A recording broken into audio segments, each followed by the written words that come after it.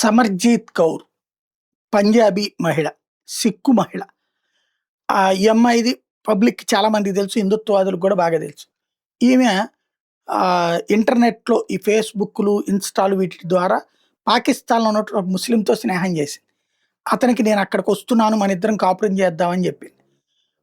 సిక్కులు ఒక గ్రూప్‌గా ఏదైతే గురునానక్ సంబంధించినటువంటి పుట్టినటువంటి ప్రదేశం దగ్గర కర్తార్‌పూర్ వెళ్తున్నారో ఆ గ్రూప్‌లో తను కూడా కలిసి వెళ్ళింది వీసా తీసుకొని.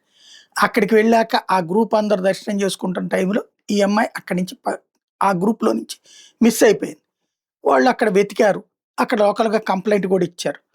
ఇస్తే మేము ఎతుకుతాం. ఎతికి అమ్మాయి గనక కనబడితే మీకు పంపిస్తాం. మీరెళ్ళిపోండి అని చెప్పింది పాకిస్తాన్ పోలీస్ యంత్రాంగం. వీళ్ళు వెనక్కొచ్చేసారు. ఆ విషయాన్ని అప్పుడు అధికారికంగా ప్రకటించారు.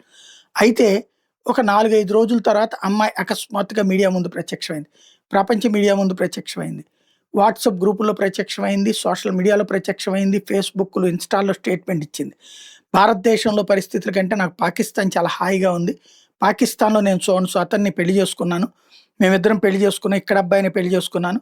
తనేది అక్కడ పిల్లలకి తను ఇక్కడ ఆల్రెడీ భర్త పిల్లలున్నారు. వాళ్ళని వదిలేసి అక్కడికెళ్ళి అతను పెళ్లి చేసుకొని అతనితో కాపురం చేస్తున్నాను అని ప్రకటించింది. నేను ఇస్లాంలోకి మారాను. మారడంతో నాకు చాలా సంతోషంగా ఉంది. నా ముస్లిం హస్బెండ్ ఇడుగో అని చెప్పేసి అతనికి చూపెట్టడం కూడా జరిగింది. సీన్ కట్ చేస్తే 6 నెలలు తిరిగేటప్పటికి ఇప్పుడు ఏడుస్తా ఒక వీడియో అనమాట. నన్ను అర్జెంట్‌గా తీసుకెళ్ళిపోండి. నన్ను ఇతను బాగా ఏడిపిస్తున్నాడు. మా సిక్ హస్బెండ్ రావాలి. నన్ను విడిపించుకు తీసుకెళ్ళాలి. నేను నా సిక్ హస్బెండ్‌ని వదులుకోవడం చాలా పెద్ద పొరపాటు చేశాను. నా పిల్లల్ని వదులుకోవడం పొరపాటు చేశాను అన్నటువంటిది చెప్పుకొస్తా. కనీసం బట్టలు కూడా ఇవ్వట్లేదు. సరిగ్గా తిండి కూడా పెట్టట్లేదు. బానిసలాగా చూస్తున్నాడు నా ముస్లిం హస్బెండ్ అంటూ ఇప్పుడు ఏడుస్తా స్టేట్మెంట్ అనమాట.